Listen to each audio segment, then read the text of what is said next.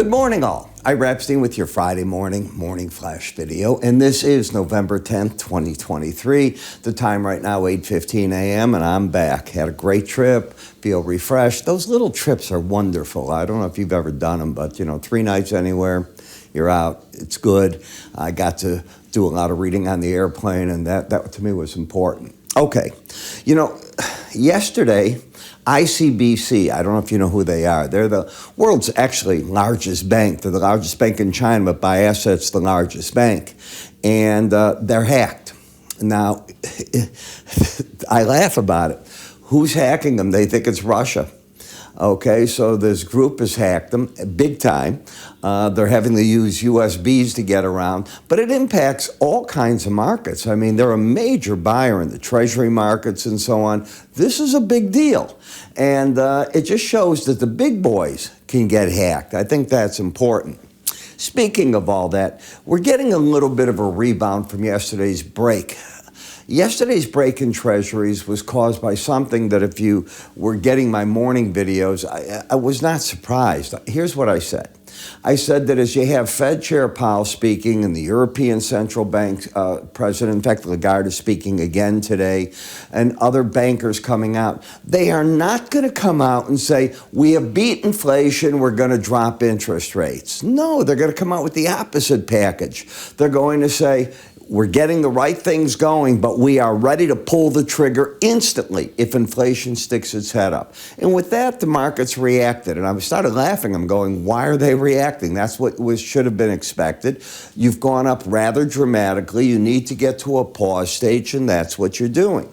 The gold doesn't like any of this. It's down $20 today. Silver getting smashed. So silver market just fallen over $1 an ounce.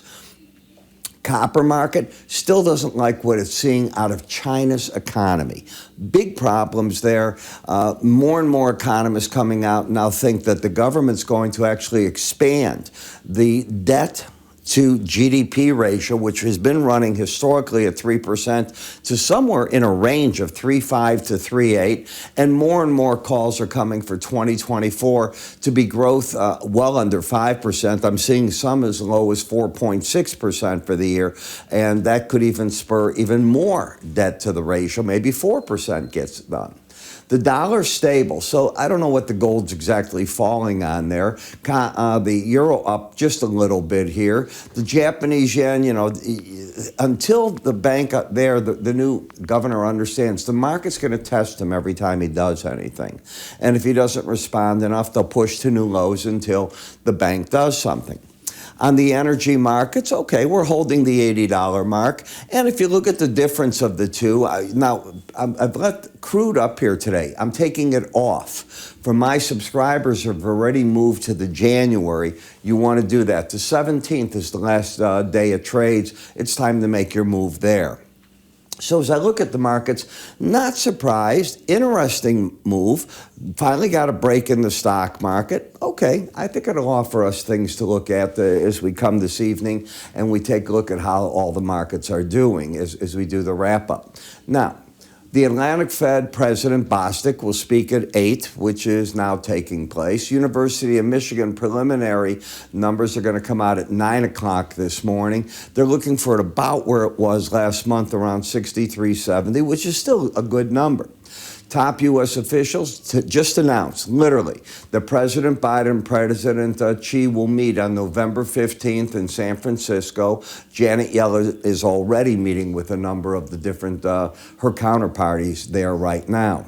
Now, I want to remind you of one thing that I think is important. A lot of you I know use a service called TradingView.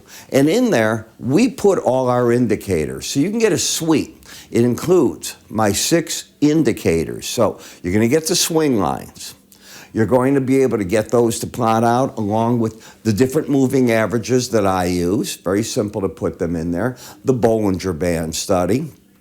Then you're going to get window envelopes. You have to get the numbers from me daily, but you can put them in. Slow stochastics, my formula, which is different than the traditional. And I think real important, the outside day bars, because when you put that all together, away it goes. Now, When you take this together with the different courses I have, it comes to you like that. It's only going to take up 2 of your slots, so you got plenty of slots left in this if you understand what that does for them. And how do you get this? Well, it's very simple. You go to our website, iraepstein.com, and under the client resource section, you will see it. You sign up for it there. We get an email once you signed up. We go in, we turn it on the next business day. If you do it in the morning of a business day, we get it turned on that day. But that's how it'll work. You can also click up here at any time. You'll see an icon at the top there. Give that a click. Turn it on. Give it a try. I think you're going to like what you see. And then you're following along exactly with what I'm doing, the way that I'm doing it. And as I make enhancements, they all show up in your trading view indicator as well. I'm Ira Epstein. I will see you later today with our end of the week market wrap up. Good to be back. I will talk to you all later.